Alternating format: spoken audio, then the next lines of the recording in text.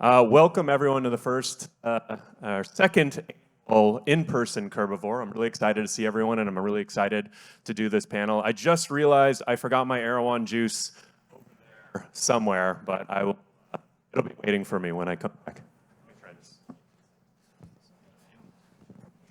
All right, let's try this one. So for our opening panel today, I'm really excited to have Uber Eats, Erewhon, and one of their local courier turned shoppers. As you guys know, I started the Rideshare Guy, or some of you may know, I started the Rideshare Guy about 9 years ago. And so one of the things I really like about this conference is bringing together people from all sides of the value chain, from different, from the platforms to the retailers to the actual couriers out there doing the deliveries, the vehicle manufacturers. And so I think we've done a cool job gathering that today. So I'm really excited here to have David Meers, head of grocery and retail fulfillment products at Uber. Mariana Rusi, she's an LA courier turned shopper and aspiring life coach. And Kabir Jain, chief growth officer at Erewhon. So really excited to have all three of you. I'll give each of you a few seconds to intro yourself and we'll get started.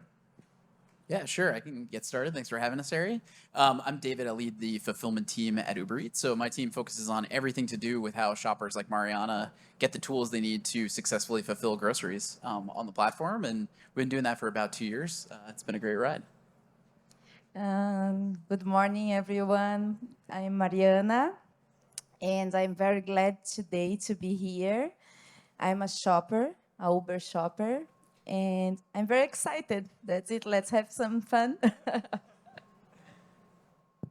Hey guys, good morning. So my name is Kabir Jain. I work at Erewhon Market. For those that don't know, we're a chain of grocery stores and cafes across LA. We've got 8 stores, soon to be 9. Been there about 4 years and run most of our digital efforts, hence being here today. And it made me very excited that Mariana said her favorite store to shop in all of LA is Erewhon Market this morning, so my day is done.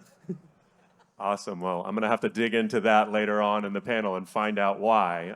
But for now, I would love to start with you, David, because obviously everybody knows the Uber name, from taking rides, from ordering food delivery. But tell us about Uber Grocery. When and how did it start and why? Yeah, absolutely. So Uber's been experimenting with grocery in various different forms over the last several years, but it really got serious about 2 years ago. So obviously during COVID, there was a massive opportunity there, but also it was something that Uber just saw as a natural extension of what we were already doing with food delivery.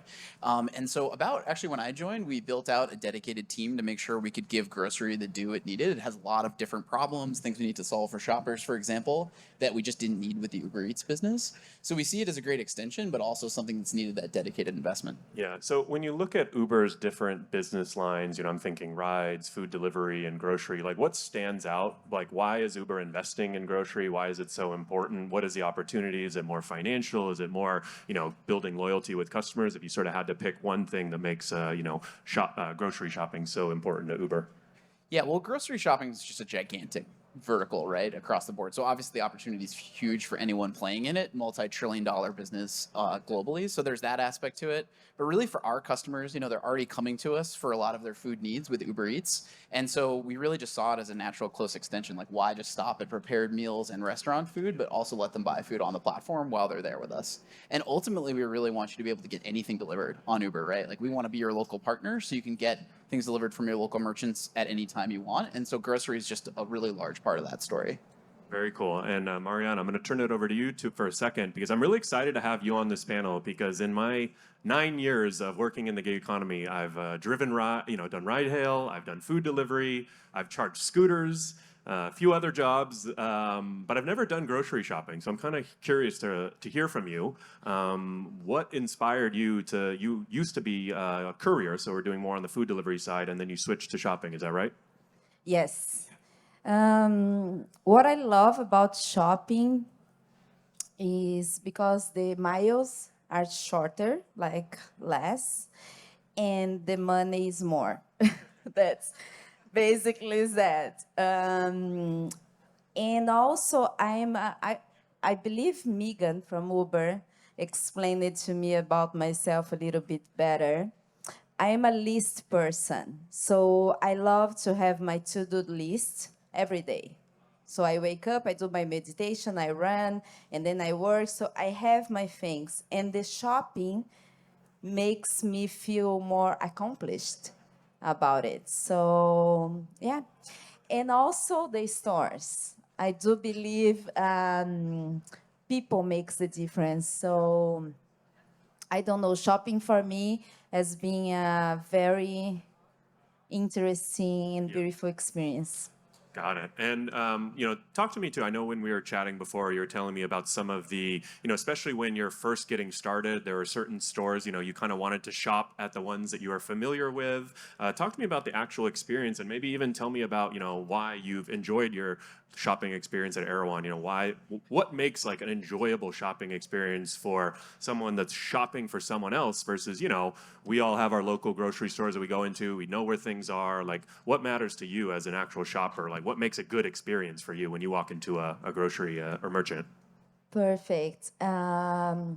So I roll. I'm sorry, the name for me is kind of hard. I'm not Erewhon, right? Is that the official Yes. pronunciation?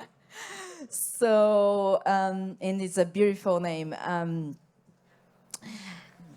You can tell when you are in the store that they are training. I said this to him. They are trained to be with the attention full time in the people.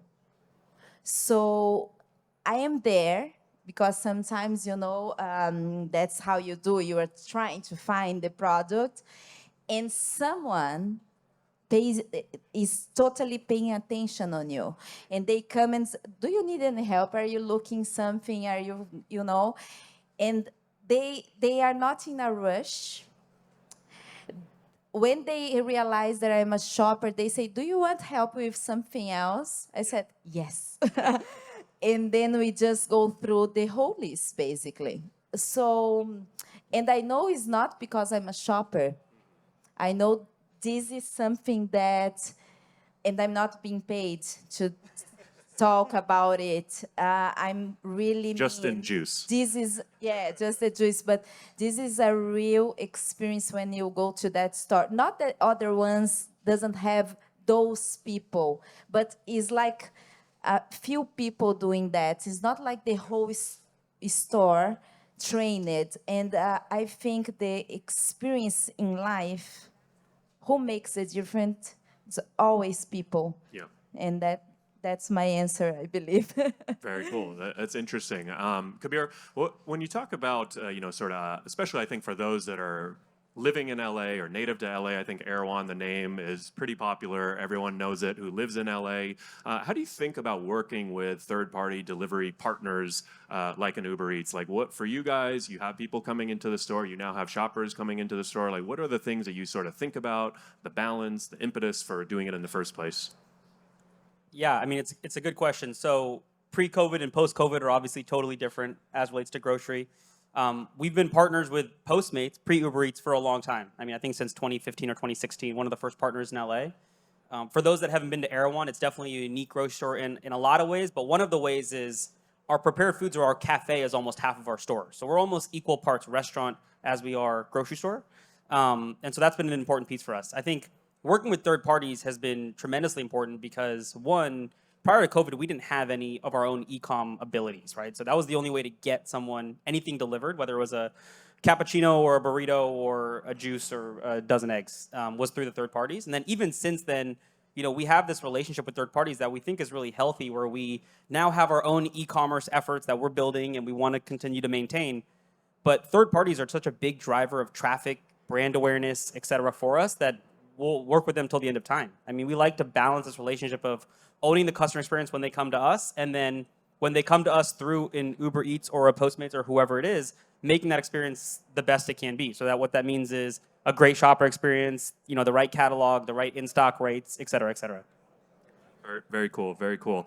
And I think that, when you think about your customers that are coming into the store versus ordering delivery, is one better, worse, same, or the other? Or are you trying to, rising tide lifts all boats? How do you think about sort of that digital ordering through a partner versus, people actually coming to the store? Like, what do you want? What do you want people to do? I mean, we want people to come in the store, for sure. I mean, at the end of the day, like, Erewhon is a very experiential environment. You come in the store, it's unlike most grocery stores you've probably been into, and it's a very memorable experience. And so we want people coming in the store. Now, at the end of the day, if somebody wants to get this juice delivered, we want to make that happen as easy as we can. And it applies to Erewhon like it applies to probably every business ever, that a digitally native customer is a more valuable customer for us. So if we can have someone ordering online, they're more valuable for us, but we're not trying to prohibit them from coming in the stores. We build our stores very intentionally. We were talking about it earlier today, whether it's the way we design the aisles, the way we design the flow, the lighting, it's all meant to be a very experiential experience, I guess. And so it's very important people keep coming in the stores. Mariana, so you used to do food delivery, and now you do more shopping, it sounds like. Have you ever done a food delivery order at Erewhon versus sort of a grocery? Yes. Yeah. I know my go-to order, by the way, is the salmon and buffalo cauliflower and mac and cheese at Erewhon. Just by the way, they've got a nice combo you can order. What stands out when you walk into an Erewhon, from like either a courier or a shopper perspective? I think Erewhon has a very interesting logistics when you need to pick up a food, because it's a window outside the store, so you don't need to go through all the store, because usually it's busy, since their experience is to have people in the store. Yeah. They are getting that. Usually it's full or packed. And so this is something that, especially after the pandemic, we saw a lot of places organizing the logistics, like from outside to specific for the delivery people, and this helps a lot. The delivery, also the service, because if you have an easy way to get the food, to don't go through the same line of the customers, and you get the food, and you don't feel that you are a problem in the situation, like with the hostess, or you understand. I don't know if I'm putting the right words, but if you have a right place to go outside of the logistics of the place, and you get your food, you're going to be faster. The food is going to arrive better for the clients, so I think everybody's going to be happy in the end. Well, so you bring up an interesting point that I think a lot of, in the sort of courier world, a lot of couriers, they talk about certain restaurants, certain retailers are a bit notorious for a not great experience, having to wait, and there's maybe even some that you might want to avoid, right? So, David, when you think about kind of balancing, right, like in an ideal world, right, they might go pick up, it's ready perfectly organized. Like, do you have to sort of coach retailers that you work with, or what are kind of the best practices when you're thinking about balancing that courier shopper experience with your retail partners? Yeah, it's a great question. I think a lot of it comes down to personal preference for a given courier. And so one thing is that it's always exposed to the courier which retailer they're going to, right? So they can ultimately make that decision of whether they actually want to go on that trip or not. But we do also give feedback to retailers if we hear a consistent trend or if we see something in the data that's not really working well. Actually, one thing we hear about folks that like shopping, like Mariana does, is they actually like that element of control that maybe they wouldn't have with like a restaurant order, right? So restaurant orders are great for a lot of folks, but in that case, the restaurant is the one who's actually designing, or figuring out when the food gets made and whether it's ready.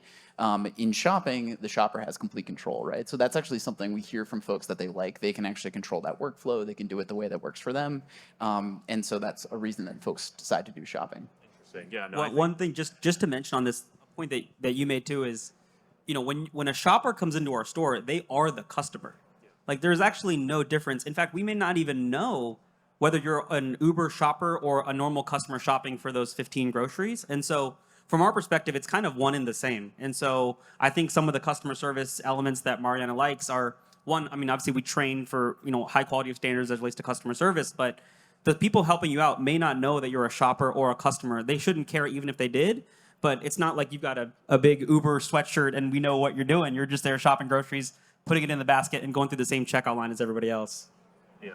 No, that's a good point, and I think a really cool way to look at it. I know we've seen some cool things recently, where businesses or actual retailers were developing little pit stops or breaks. I saw one in New York where, hey, delivery drivers kind of come here, hang out, and I think that concept is smart, cool, builds a lot of goodwill. And, as a shopper, if it's a restaurant or a retailer that I want to go into that I look forward to, I'm probably going to do a better job too. So what's one challenge that you have with grocery shopping? I like how David said, it sounds like you've got, food delivery. It's often just pick up, take it to point B, deliver. With grocery shopping, you've got a little more control. But what's one challenge that often comes up when you're out there shopping? So I think the biggest challenge is not something that is new for human beings, is communication. So it's a teamwork, what we do. From the first step when the client or customer did the shopping list, before that, of course, Uber developing all the system. But and then when I get that list and the product is not available, when the customer is available and is right on the app, like answering, I want that or I don't want that, makes our life so easier. And not just my life, but his life or her life, because they're expecting those, that shopping. So communication is the key. And I feel since a few months that Uber is doing a lot of improvements, especially in the substitution options, because before was like something that was orange that they were shopping and the substitution options were strawberry. And we were like, we need to take a photo and we need to send a text, So when we have the product available, and we just send to the customer, it's easier for them to see it also. So I think communication, as always, is the biggest challenge. Well, Mariana, I think this is going to be cool for you because you've got a few hundred people in the audience right now. I'm sure many of whom are customers, on Uber Eats or ordering groceries. So if you had one tip to give to the customers, let's rate them right now and give them one tip. If they were to place an order for groceries with you, what's one thing that they could do to sort of make your life easier? My life and their life easier is when they are doing their list. I would say it if you don't want a substitution, or choose what you want as a substitution. This is the best, This is going to save our time, and you're going to get what you really want. Okay, cool. Well, I think that is helpful. And David, I want to ask you, because substitutions, I've noticed, are a big thing when it comes to grocery shopping. And so how do you deal with that, right? Do you have to tie in API to your merchants, or, with couriers? Like, that seems like probably one of the biggest challenges when it comes to grocery shopping and thousands of SKUs and availability and customer preferences. So this sounds like a tough job. So how are you handling it? Yeah, absolutely. It is one of the hardest problems when building tech for grocery. And so, like you were mentioning, it's really across the entire experience. So it starts with the catalog tools we're offering to merchants and the integrations we have with them, trying to make sure we get the best data that they have. A lot of merchants don't necessarily know exactly what they have in store, though. So then on top of that, we also observe the data over time and try to predict what we think might also be out of stock. And then at that point, prompt customers, like Mariana is saying, to kind of say, hey, can you provide backups for these items because we think these might be out of stock. So we have some experiments running on things like that to try to help with that problem. The other thing that Mariana's noticed, which is great to hear, is that over the last few months, we've launched a lot of new substitution flows, really to try to organize that whole process a lot more and make the communication easier. So that required building things on the consumer app as well as the Courier app, of course, so that they can communicate. We also have chat in the app and phone calling as well, which Mariana said she uses as a last resort if someone's not getting back to her. So really, hitting it across the entire experience. Our goals and balance here are that for consumers, they really want this to be as seamless as possible. They don't want to have to put in a lot of extra work before their order, but ultimately they want to get an item that they love, right? So we're trying to really target their effort and when they have to get involved to when items are likely to not be available. So that's when they can really coordinate with the courier. And then on the shopper side, we want to make sure that customers are responsive. So we have notifications in the app. We have reminders to them to look out for the app and make sure they respond to the courier. And over time, we're going to keep trying to build that empathy between the two groups so that they can communicate productively together. Well, so I know I'm excited to talk to you guys too about. We've actually got a few announcements throughout the day today, and I'm excited that Uber Eats will be making the first announcement up here on stage. So I know you've got a few features that you've been adding for on the shopper side. So if you want to talk a little bit about those right now, and I think it's out now, Yeah, but yeah, absolutely. So first, I'll talk about live order tracking, and so that ties into this whole substitution experience. It's a new ability that we've given consumers now. So right in the Uber Eats app, you can now see as your order is actually getting shopped. So as Mariana is clicking the buttons in the app in the store, you can see all the updates and see that progress. And so it's also helping with the substitution experience that Mariana was talking about. The other one we've launched recently, which I know Mariana's been using, is offering digital payment cards to couriers. So when couriers go through this workflow, at the end of the process, they pay at the store till, right? And so we've just launched through Apple Pay and Google Pay the ability to use a digital card for that payment, so that you don't have to remember your card and maybe forget it at the end of that process, which then is hard for you as a courier. And then finally, we're also enhancing the information that we give to couriers before the trip even starts. So this has not come out yet, but it's launching soon. We're going to add more information, again, to give the couriers control over like what trip am I about to go on. I want to make sure I know if things are heavy in the order, how many items are in it, etc., just to set them up for success so they know what's coming on the order. very cool, very cool. Mariana, of those three features, which one are you most excited about that you think will make an impact on you going forward? Definitely the Apple Pay, because like 2 weeks before they launched that, I forgot my wallet in one of the stores. And I just realized the next day when I went to the airport to fly to Miami, and I was without my drive license to check in. So I said, oh my God, where did I left my wallet? And then I realized it was in the store and they saved it to me. So much better. You don't need to carry your wallet, and it's so much easier. The Apple Pay, this was perfect. And I just want to add something. Probably everybody here got a survey like a few weeks ago from Uber, and I answered. And I would like to say that these days communication is everything, and we get a lot of information all the time and surveys everywhere. But I am very happy. I'm just here today because I answered that survey. I gave the suggestions that I really think would help us during our daily work. And then they gave me like a direct email every time that I was having a new idea that could help us during our work. And since then, it's unbelievable, but I'm so creative. Every time that I face something that is challenging, I'm texting them through the email, and I'm sending like, sometimes it's a screenshot of a problem or a challenge, because it's when I'm working, that's when it happens, right? And that's when we can fix it or find a solution. So I'm very happy. I would like to say that it's so fast, everything these days, and I'm very happy to be here because it's like a direct channel. Uber listened and or saw everything that I wrote, and here we are talking about it.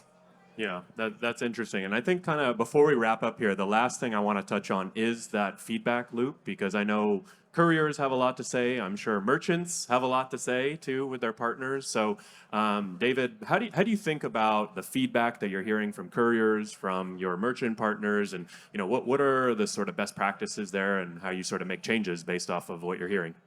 Yeah, the first step is just to get out from behind people's desks and make sure we get in the stores frequently. So that's something we do on our team. We also recruit looking for those types of skills and interest, for example.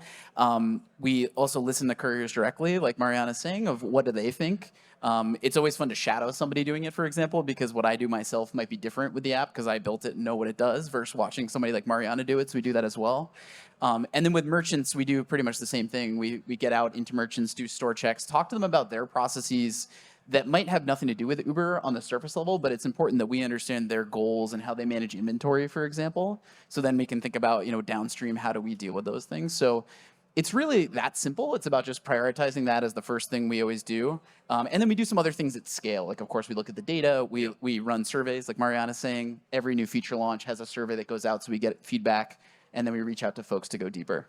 So very, very foundational to what we do at Uber. Cool. Kabir, anything to add? No, I mean, Uber's been an amazing partner. We've been partners for a long time. I think the one thing I'll just touch on is because out of stocks and substitutions are such a big topic in this space. And I don't think people realize the big secret in the grocery industry is we don't know what we have in stock. And either does Sprouts or Whole Foods or Target, nobody does. They intentionally don't count it. So I can't tell you how many of these are in any store. When I got to Erewhon, I was like, that's crazy. Just go count it. And you can't. It's too many SKUs. They're too small. There's going to be mistakes. And so you learn to live without knowing what you have in stock. That's just the way you have to operate in the grocery world. And so digitally, it becomes a big problem. And so Uber doesn't know what we have in stock because we don't know what we have in stock. And so everyone's doing their best efforts and we're running all sorts of calculations to best guess what we have. But that's the reason out of stocks and substitutions become such a problem in the grocery space. And so whoever cracks grocery on-hand inventory will be a deca-billionaire because nobody has figured it out yet. It is the biggest problem. Well, it sounds like we got to use these shoppers that are in store looking for items and maybe can kind of leave a little note or do some counting and update. It's a really good idea. We'll talk about that one off stage. But I really appreciate the three of you joining, David, Mariana, and Kabir. Really interesting panel. Thank you guys so much. Thank you. Thank you. Thank you.